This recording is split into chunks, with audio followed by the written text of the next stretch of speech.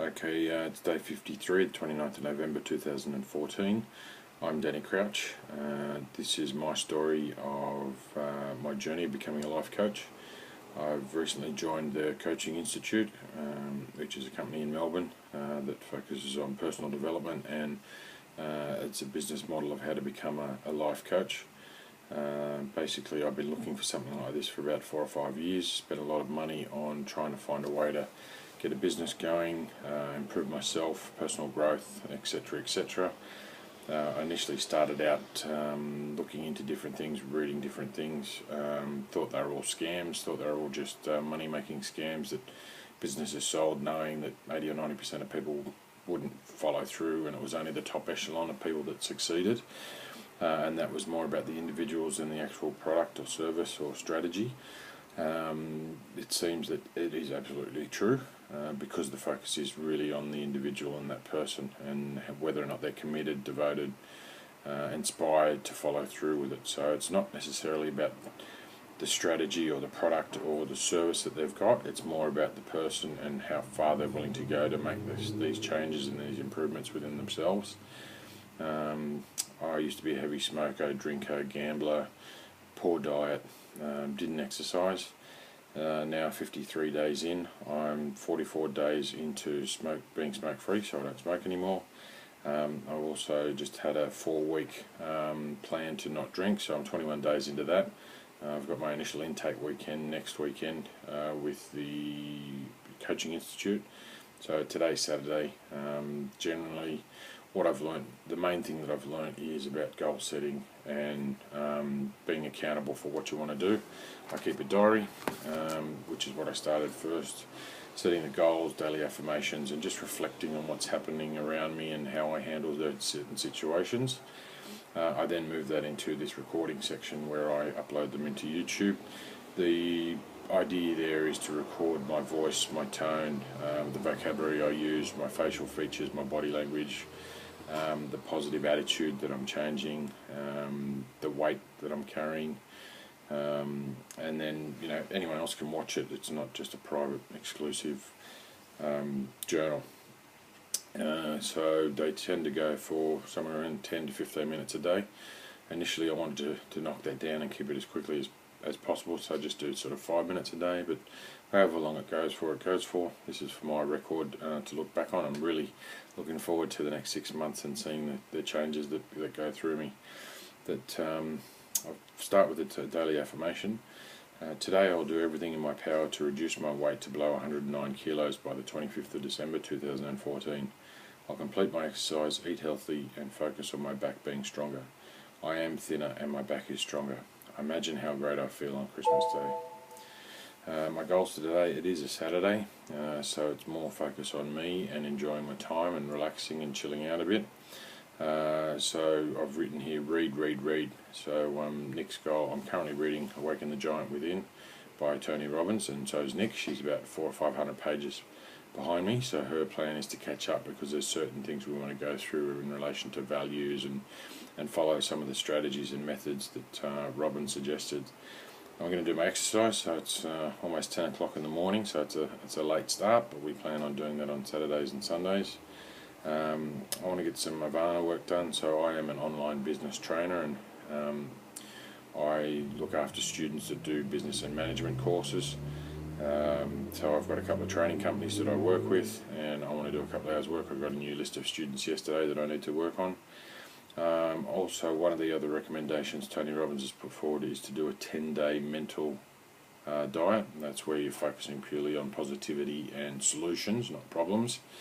And basically, if you spend or focus too much time on the negative or the problem, as in 1 or 2 minutes, you basically failed, for want of a better word, in this mental diet. So you've got to start all over again. So it's 10 continuous days.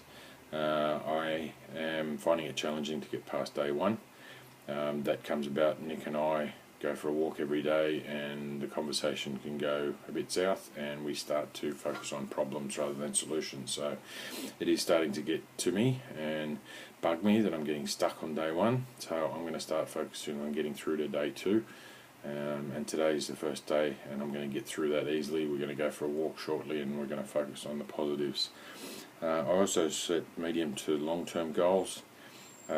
These started in the beginning of November, and I count them down, so I'm getting closer and closer to the date. So I've got 65 days to have 3 coaching books complete. That's by the 1st of February 2015. I've also won 4 mastermind coaches commitments. That's with my business structure and business idea, but that will be a lot clearer after next weekend. I've got 91 days to work out the MC. I'm going to be emceeing a 500-person coaching seminar, that again relates to the business structure. I've got 155 days to go until we have a business cruise and holiday booked. And the big goal for me personally is to weigh below 100 kilograms. I'm 6'4", I weigh about 120 kilos at the moment. I'm really working on exercise and diet, and I'm going to get below 100 kilos by the 1st of May 2015. I've got 340 days to go until we'll be earning over $50,000 per annum passive income, and then to be financially free. And that definition is done in earlier videos about what I believe is financially free. And then 1,070 days until the Riva unit is owned and paid in full. So we live in a building called Riva, and we have a unit here, we have a mortgage, and that's the 3-year goal. Now the main focus of these videos are the reflections on the last 24 hours. And as I mentioned, we've been going through values, mind-blowing sort of stuff. I've struggled to initially find out what my values were. I'm getting to a point where I'm starting to identify them and starting to understand them. I went through a lot of them yesterday. The main ones seem to be integrity, humour and friendship. So it's about adapting these friendships. And now the next part about these values are the rules that you apply to the values. And this is something that you have moving towards values and moving away from values. So there's things that you embrace and you want to be close to, and these rules allow you to do that. And then you've got moving away values, like frustration and anger, that stop you from actually getting to where you want to go. So, and achieving that value. If this makes sense, Nick's got an example which I think is amazing. One of her values is to be independent and to be able to solve her issues or questions by herself. And then on the other hand, she's got another value of love and closeness, and wanting to be surrounded by the people she loves, and want to pull them closer when she's in time of hardship. So basically she wants to be alone, she wants to be independent on one side, and then she's trying to be close and together with other people on the other. So they're competing with each other. So how can she ever be independent if she's pulling people closer to her? And how can she be close to people if she just wants to be independent? So there's these rules that are really conflicting with each other. And I know that within inside me, I have so many issues, whether they're anger issues or frustration issues or whatnot, that I must have some hectic rules that need readjusting. And that's the real big eye-opener at the moment that's really playing on my mind. And I'm looking forward to who and how I'm going to get through these disempowering rules that are really conflicting with me, because I know as soon as I break them down, it's going to be a massive weight lifted off my shoulders. And Nick and I are hopefully going to go through them today. Hopefully she will have the potential to knock some of this down, but I'm banking on the fact that this intake next weekend is going to really sink our teeth into that, and that's how I'm really going to come away from that weekend just a completely different person. I realise I have anger and frustration issues, and this is part of my aeroplanes going past, part of my personal growth walk. So I've got a little bit of time, I'll go through some of these values.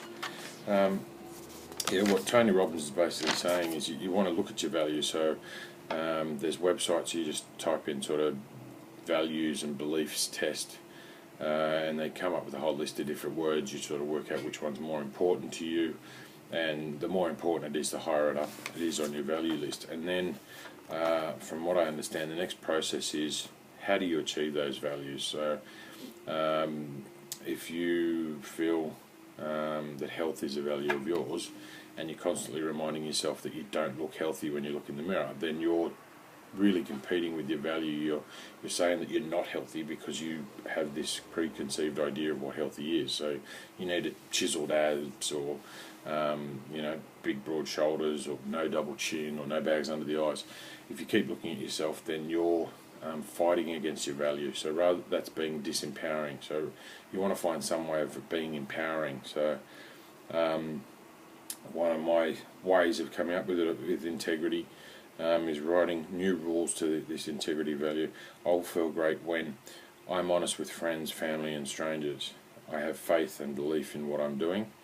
I'm true to myself, and I trust Nick and my friend. So it's about rewording your rules. So in allowing you that every time you remember that you do one of these things that coincides with integrity, it makes you feel good. So you're focusing on, if your value is to have integrity, then every little time that you do something that's towards integrity, you feel good about yourself. So you're aligning with your values, and you're not getting frustrated by not achieving something that means that you're being relative to integrity. So rather than putting yourself down or beating yourself up for not necessarily succeeding in the way you want, you're focusing on the little things that you are doing that's pulling you towards your values. Really, really cool way of looking at it, and I can really see how this stuff sort of turns you around and changes your way of looking at life. But okay, I might as well mention the other one with friendship. Tony Robbins again brought up an interesting story, how he was talking to a friend of his, and his friend said, I don't feel like I have any friends or people around me that I class as good friends. And Tony Robbins sort of got into him and asked him these questions here and there and everywhere, and just said, it's weird because you've got so many people around you, talking to you, loving you, caring you. It seems like you've got plenty of friends. And it goes back to what questions he asked and how well he asked them. And I think one of his questions was along the lines of, what do you class as a friend, or what does a friend need to do to be classed as called a friend to you? And he sort of came up with something like, well, I would expect to talk to my friends 2 or 3 times a day. Now, if you class that into a category of people in your life when you're 30, 40 years of age, how many people do you actually talk to 2 or 3 times a day, apart from the loved ones at home? So you're really setting up a rule there of not being able to have friends. So as soon as you don't talk to someone for 2 or 3 times a day, even once a day, if you're saying, they're not my friend anymore, then you're really culling the people that could be around you. Now, one thing that Tony Robbins hasn't said, or I haven't got to a part in the book that says this, I started thinking, well, where would you come up with that belief? And I thought, well, actually, you go back to the time when you're at school, and you've got before school, morning tea, recess, whatever you want to call it, lunch and after school, bus trips there and from, and then you've even got classes throughout the day. You are spending time with your friends at school, so you're seeing them at all times. So you go through a period of 10 or 12 years of your life where you're seeing and speaking to your friends 3 or 4 times a day. So this guy, and probably quite often a few other people, get this rule that their friends are people that they talk to 3 or 4 times a day. Subconsciously, you're unaware that you're making this rule. You then move out of school and into young adulthood, where as time goes by, obviously a lot of time ago, 18 to 25-year-olds, there was a majority of people married. Now, you're single till your sort of 30s or whatnot.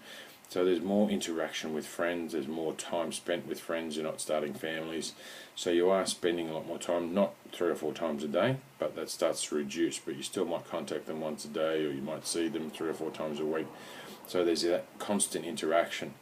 Then as you go into time, you start breaking away with your family and having kids and focusing more on your career. You may only see these people once a week or once a month or even once a year. Does that mean they're less of a friend? No. But if you've instilled some value, or some, not value, but the rules to your values about friendship, that you need to speak to them 3 or 4 times a day, then you're losing friends because of your rules. It's not because of those people and because they've become less friends, it's because your rules that you had when you were growing up are no longer worthy of what your values are. So it's about looking at those rules and readjusting them, which I think is massively powerful. And just in a relationship between Nick and I think we've spent the last 5 or 6 years butting heads, thinking our values don't align and our values are wrong, or we need to change our values, or one of us needs to lean one way or the other. That to me is not the case now. It is keep your values, change your rules. and that's very simple. Just simply change your rules and you'll be a lot happier. So that's something that we plan on doing over the weekend. Hopefully this evening, if not tomorrow evening, but I'll be able to talk to her about it tomorrow. I'll see you then. Bye.